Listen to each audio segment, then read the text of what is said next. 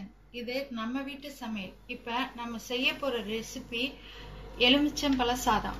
அதுக்கு தேவையான பொருட்கள்: எலுமிச்சம்பழம் 2, தாளிக்கிறதுக்கு எண்ணெய், நல்லெண்ணெய், வேர்க்கடலை, கடலைப்பருப்பு, கடுகு, கருவேப்பிலை, இஞ்சி, காஞ்ச மிளகா, தேவையான அளவு உப்பு, மஞ்சத்தூள், பெருங்காயத்தூள்.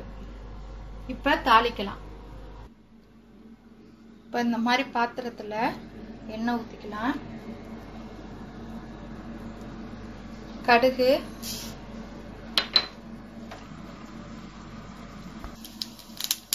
கடலைப்பருப்பு,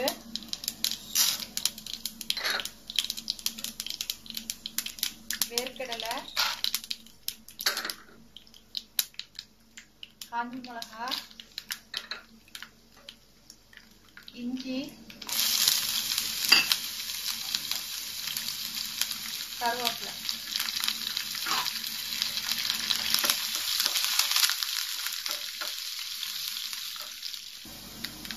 இப்ப மஞ்சள் தூள் சேர்த்துக்கலாம். எலுமிச்சம்பழச்சாறு,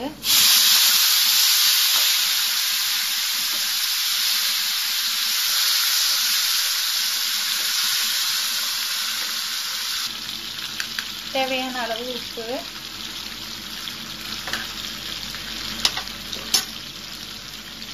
பெருங்காயத்தூள். மசாலா ரெடி ஆயிடுச்சு. இப்ப சாப்பாடுல போட்டு கிண்டிடலாம். இப்ப சாப்பாடுல இந்த மசாலாவை போட்டு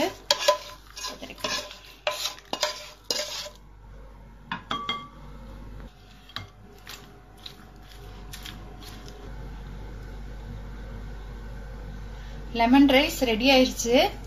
இப்ப கொஞ்சம் கொத்தமல்லி தழை தூக்கலாம்.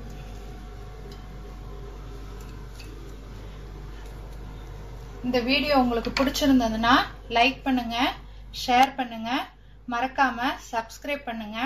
தேங்க்யூ.